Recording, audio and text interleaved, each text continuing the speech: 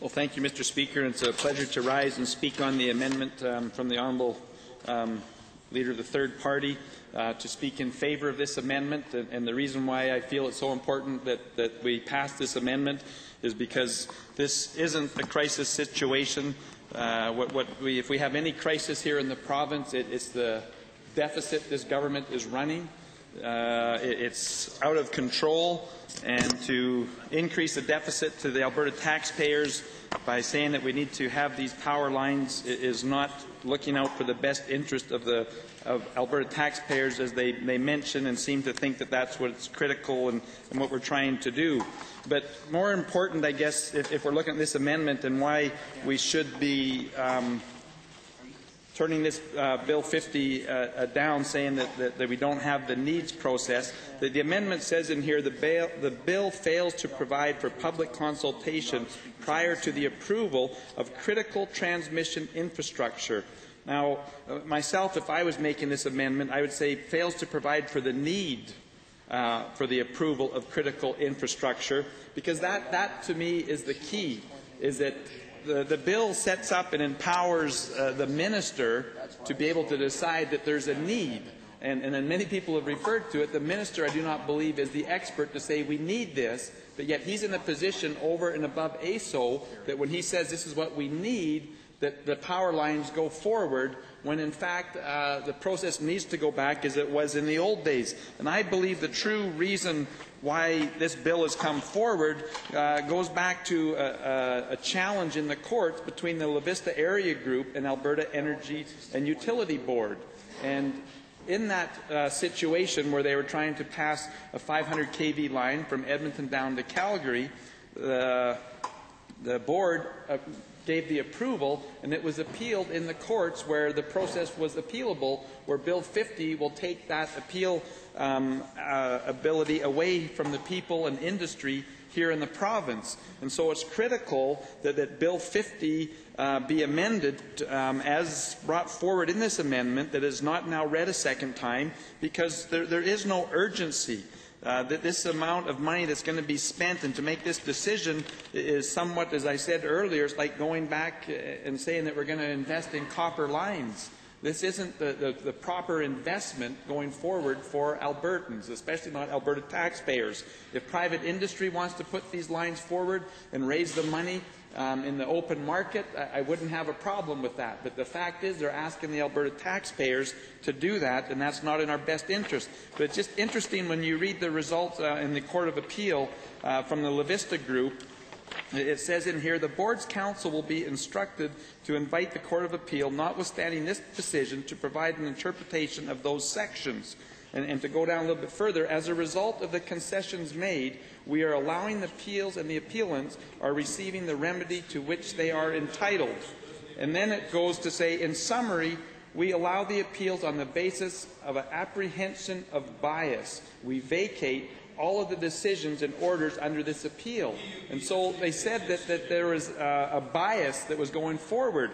And that bias comes forward in the mandate that this government has given to ASO and the Alberta Utilities Commission, and saying here's the restrictions where you must operate under, and that is that we need to have transmission lines. We don't look at any other solutions to it. We say that the transmission lines are needed. Therefore, you rule and give these corporations the permission to do it. And it's interesting that the government has already given these two corporations the go-ahead to do the engineering for these lines, when again there's no needs. And the Minister of Energy spoke earlier, asking the leader of the official opposition, do you know about the reliability of the grid system and whether or not that reliability is being met? And my understanding is that under Alberta legislation, that if there's a reliability problem and a corporation knows about it in its line or in its generation, it's obligated under Alberta law to make application and to make the ASO aware of that reliability problem. And there is no application, to my knowledge, in front of the board saying that there is a reliability at issue. And again, what the reliability problem is that at 2 o'clock in the morning, there's a congestion on the electricity in this province. It is not Albertans that need that electricity. And again, that we see that what we're doing is using the false pretense of saying, well, we have the lines, they're available, so we should be exporting our electricity and we won't make them pay for the full cost of the lines. And if, in fact, we had a congestion problem during our peak periods, I could see the thought process in that we need to upgrade our electrical lines because of the congestion, but that isn't true. And so we can't use that line of thinking saying that we need to have these lines because of the congestion. The congestion is at 2 to 3 in the morning when we have more production and not enough use in the province, and so they want to export it. And again, the mandate to AESO and to the Alberta Utilities Commission is to see that there's an unrestrained flow of electricity throughout the province, and that I guess spills over to the fact to export any excess that we have, because that'll be in the best interest of Albertans. But another thing why this bill needs to be this amendment needs to go forward is, it was interesting when I was door knocking in Calgary Glenmore, and the wonderful seniors that I came in that were still living in their houses that they bought new in 1960, 1962, 1963, and I just couldn't help but asking them, what did you pay for those houses? The lowest price house, $11,700. The highest price in that time period was $16,700.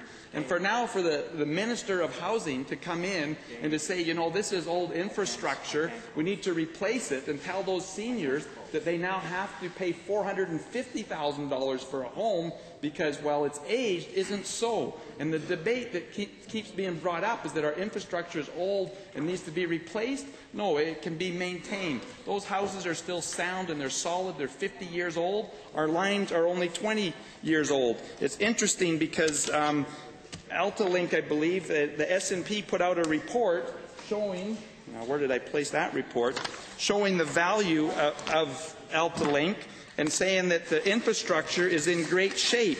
Here it is, in 2008, the Standard & Poor's report. AltaLink's monopoly transmission assets have inherently low operating risk and have demonstrated good reliability and performance. Furthermore, 60% of the existing assets base is less than 20 years old. As the company expands its transmission infrastructure during the next several years, the age profile will improve further, as will AltaLink's operating efficiency. There isn't this old infrastructure that people keep referring to any more than telling all the people that have houses in the province that are over 20 years old that we now have to rebuild them at today's cost. Those houses are fine. We'll maintain them. They're there for the people of Alberta, and that's what's critical. Is there a crisis? No, there isn't a crisis. The most important thing that we can do, and again, the minister keeps referring, saying we've had over 200 open houses. Yes, but we've never gone through a needs requirement, and that's the key in this. Do we need it? The experts will say no. Are we mandated to build transmission lines? The experts will say yes, that's our mandate. That's what we need to do.